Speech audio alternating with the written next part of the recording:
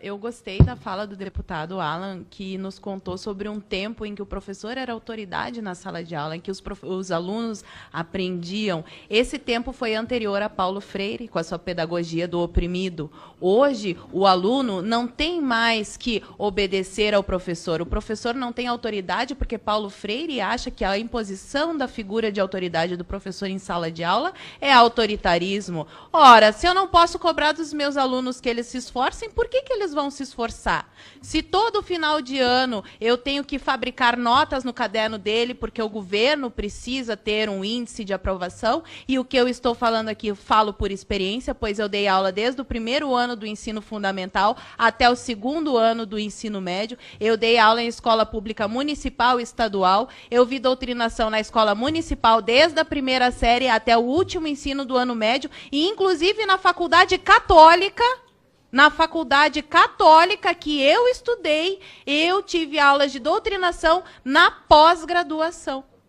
Então, que existe a doutrinação, existe. E por que os meus colegas insistem em dizer que ela não existe? Porque da mesma maneira que o peixe não tem consciência da água que o cerca, porque aquele é o mundo dele, para ele aquilo é natural, os professores já não conseguem mais ver a doutrinação que está escancarada na cara deles, porque é uma verdade onipresente, onisciente de um partido invisível. E embora a minha querida colega não saiba, ela acabou de reproduzir o discurso de Antônio Gramsci. Basta ler os livros dele.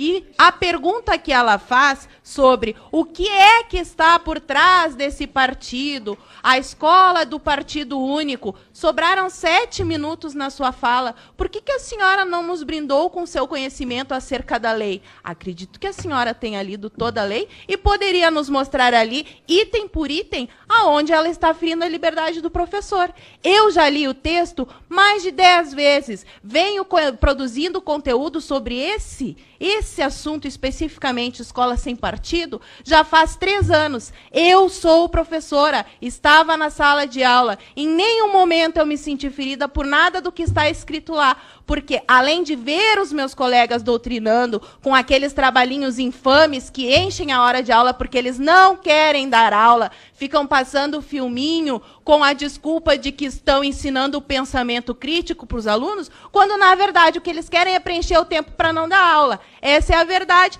Todo professor que está me ouvindo aqui sabe muito bem disso. Pode até não admitir, mas sabe.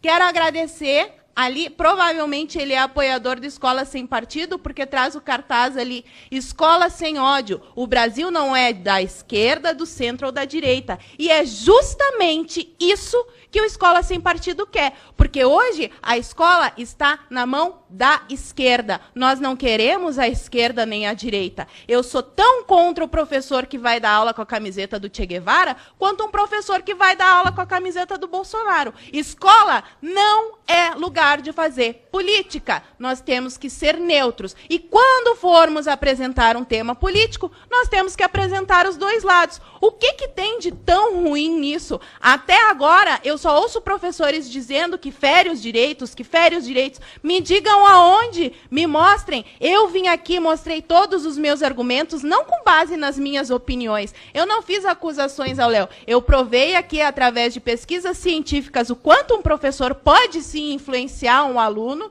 mesmo que inconscientemente, e mostrei como isso acontece no dia a dia das escolas e das faculdades. O grande problema da educação no Brasil é que as pessoas vivem dizendo que o problema é a educação, mas se fizer a pergunta para a mesma pessoa que respondeu que o problema do Brasil é a educação, quantos livros ela leu, ela não vai saber dizer, porque a maioria das pessoas no nosso país não lê um único livro por ano. Outra coisa que eu acho interessante é falar que o problema do Brasil é o investimento em educação. Os senhores sabiam que o investimento na universidade pública brasileira é maior do que na Coreia do Sul? Sabiam desse dado? E por que lá a educação é tão melhor? Será que nós devemos criticar tudo, menos o método? Porque ninguém questiona esse maldito socioconstrutivismo que está destruindo a inteligência das nossas crianças. É só isso que eu quero saber. Muito obrigada. Muito bem.